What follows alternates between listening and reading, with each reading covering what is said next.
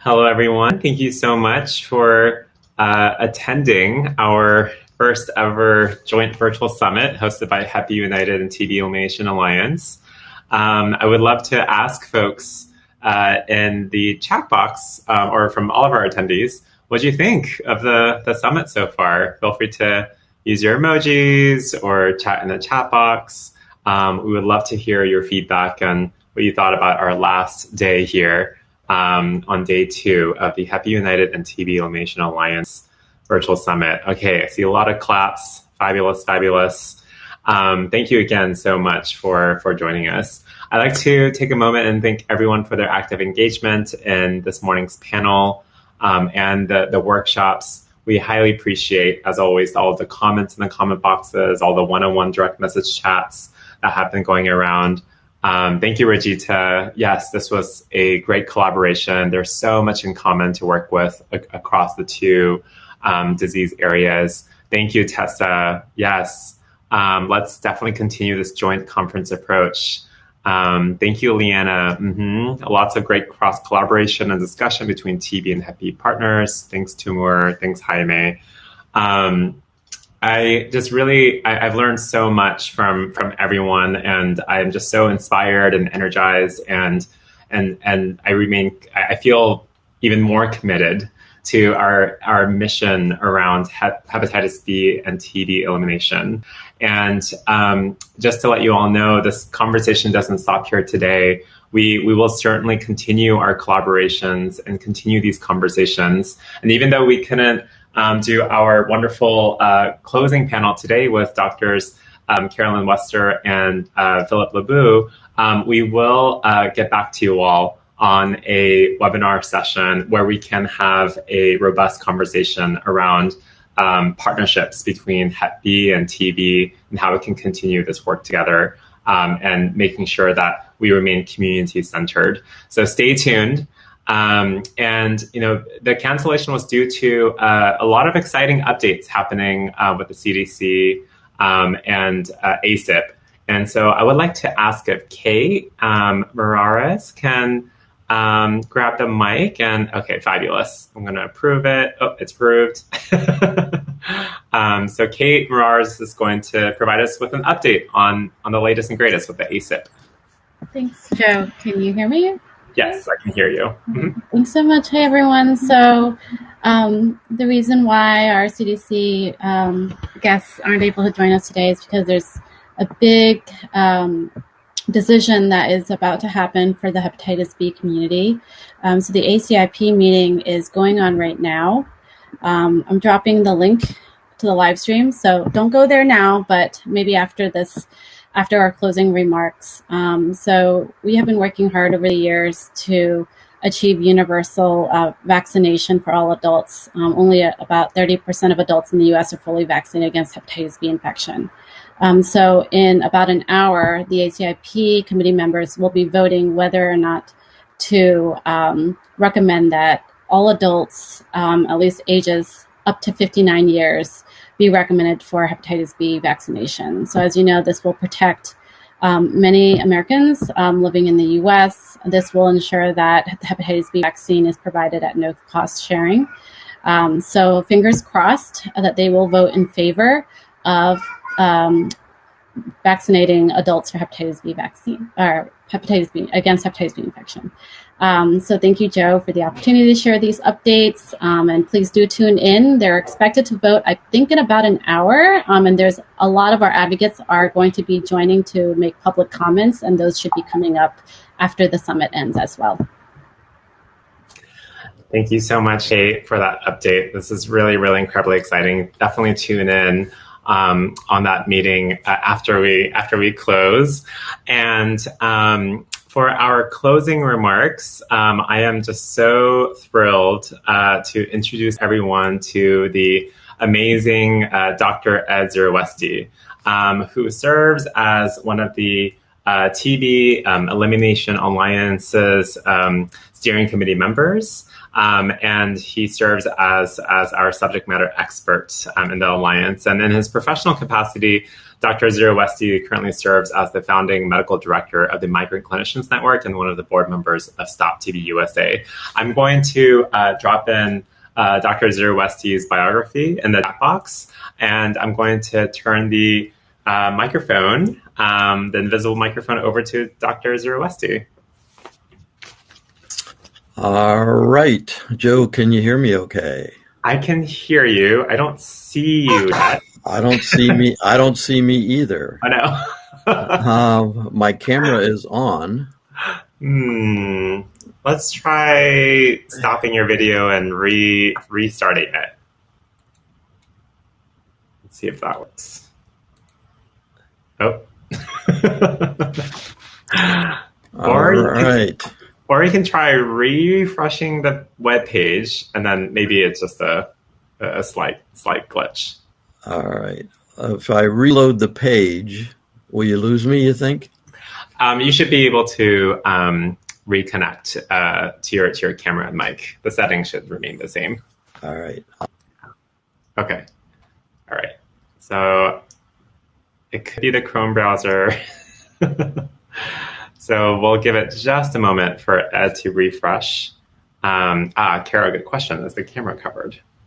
So let's see. Okay, Ed is back.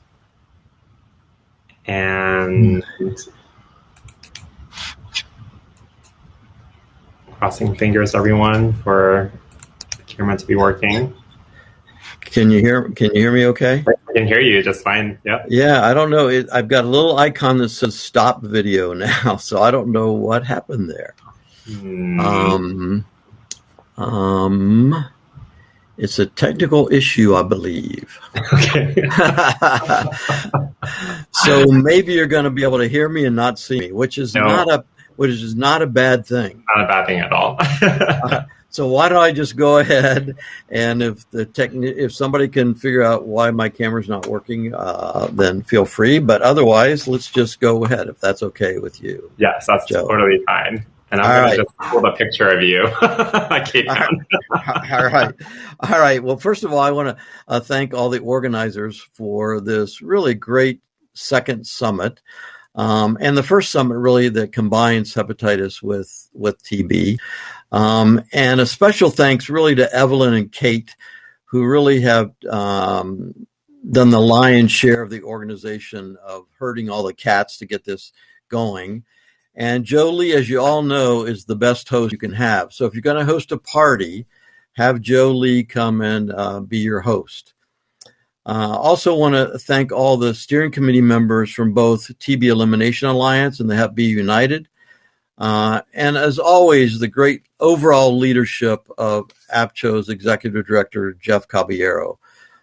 We all marched to Jeff's commands, and he's a large part of why this all took place. And what a great 2 days we've had. Dr. Wang gave a great summary yesterday of day one, and I'm honored on behalf of Stop TB USA to close day two of this session. For those of you who don't know me, I'm a family physician, and I've spent most of my career with a foot in both sides, both as a full-time, for over 20 years, birth-to-death family doctor in a rural part of Pennsylvania, and also on the public health side by running tuberculosis clinics, which I still do for the Department of Health in Pennsylvania.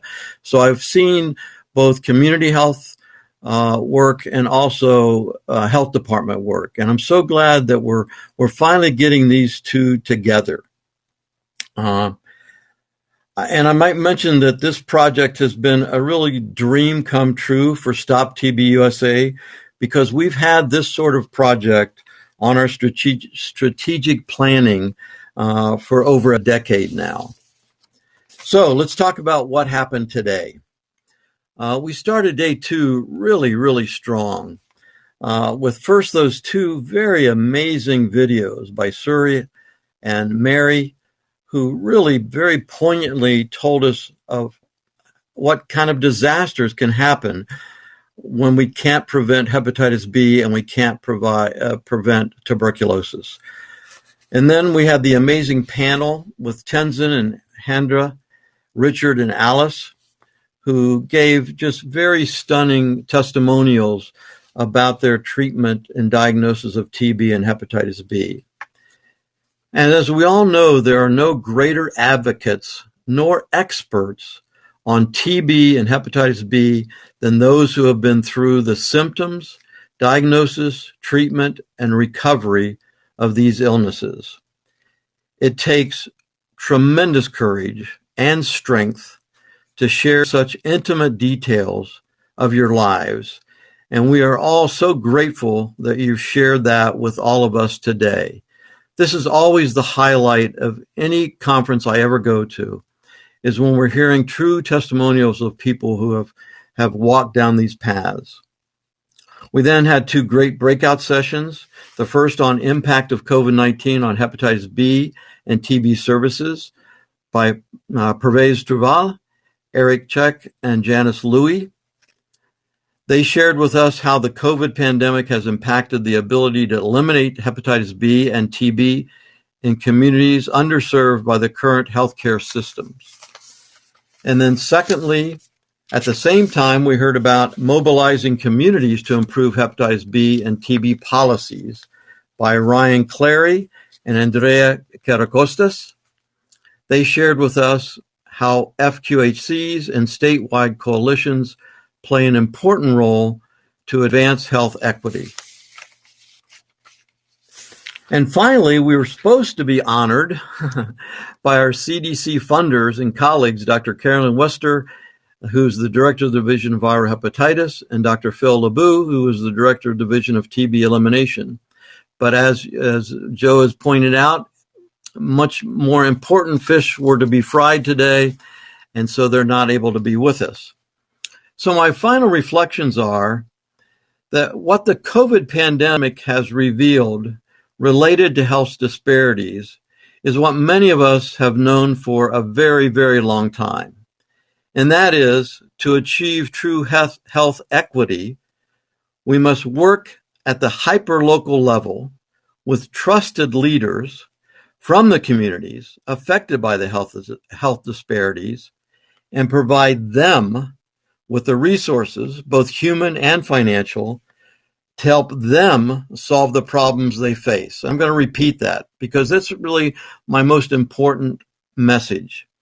That is, to achieve true health equity, we must work at the hyperlocal level with trusted leaders, many of who you've heard today, from the communities affected by the health disparities, and provide them with the resources, both human and financial, to help them solve the problems they face. We can no longer fund only large state, regional, and county entities as we have historically in the past. And I was hoping the CDC would be hearing this message, our colleagues from the CDC.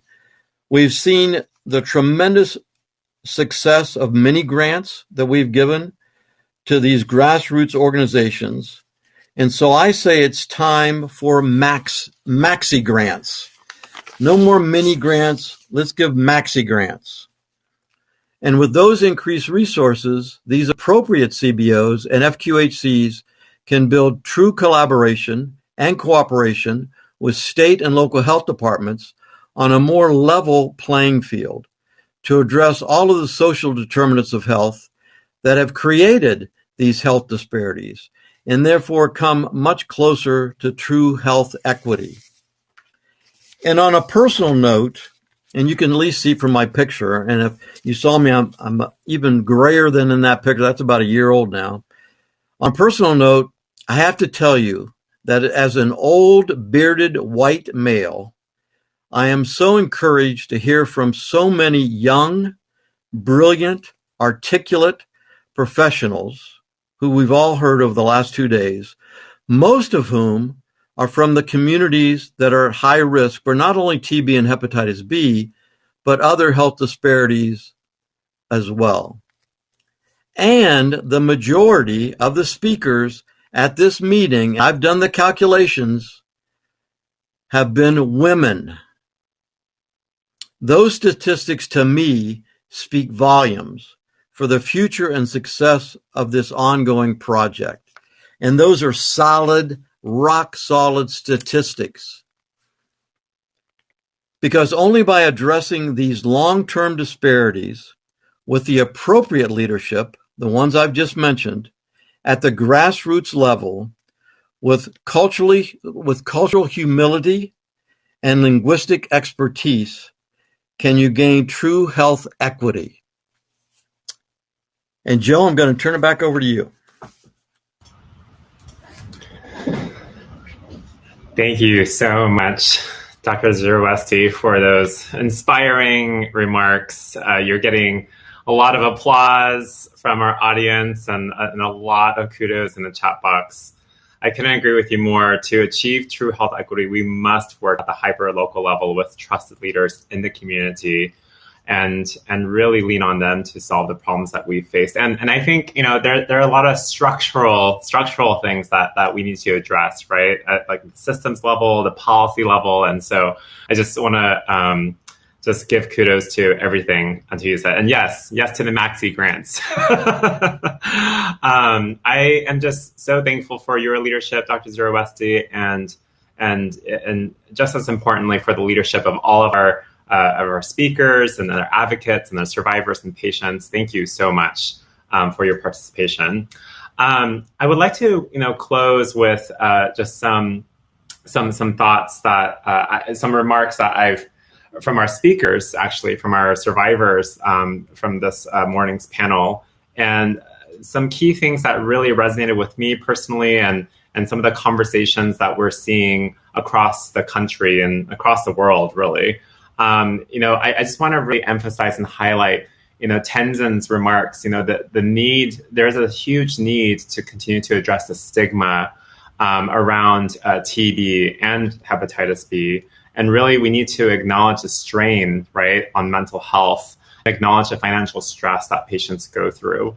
And we must address, right, the critical issue around healthcare providers telling patients that, oh, hey, your friends, family members and colleagues do not need to know what you're going through. But why? Why are we still operating in that kind of world where healthcare providers themselves are fueling the stigma? And so there is a need for more provider education. Alice made really wonderful remarks earlier that we must create an enabling environment. And that is so incredibly important. A supportive environment that is comfortable, a safe space for patients and survivors to really address the isolation, the shame that patients and survivors experience. So I thought that was just really powerful. And Handa, I just really loved Handa's comments around how any of the diseases that we talk about here, tuberculosis, hepatitis B, they're not connected to your worthiness. They're not connected to your socioeconomic status. It's simply a disease, and we must speak up and tackle stigma in a holistic way. And she also mentioned that we need to humanize care. We need more medical professionals with stronger soft skills. And lastly, Richard made some really great remarks around highlighting the intersectional issues, right, around TB and hepatitis B. We need to address the stigma, the mental health, financial stress, social isolation, sexual orientation, language barriers, access to care.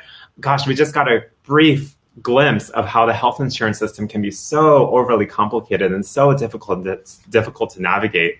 And so there is certainly, I think, everyone can agree here that we need more culturally and linguistically appropriate services that are easy to access and easy to navigate. So I see a lot of claps, and I see a lot of, it sounds like folks are agreeing with, what all of our wonderful panelists said earlier. So thank you, Tenzin, Alice, Handa, and Richard. I will remember this in my everyday work. Tenzin wanted to actually provide a quick plug for We Are TB. And I'm going to share my screen here so folks can see that. Let's see. Okay, here we go. So We Are TB, this is a comprehensive peer support group for current patients with TB and for clinics that are addressing TB. They're a growing survivor network that is fighting to achieve change in TB diagnostics, treatment regimens and funding to support US-based public health programs. So Kate O'Brien from We Are TB is here, and I'm sure other We Are TB members like Tenzin. I learned that he was actually the one who founded the support group, and during the COVID-19 pandemic, they created a virtual support group, and it was incredibly important, especially those who were experiencing isolation during lockdown and during the pandemic. So, and someone asked earlier, I think it was Rajita that asked, it was Dr. Rajita that asked, is there a similar group for hepatitis B?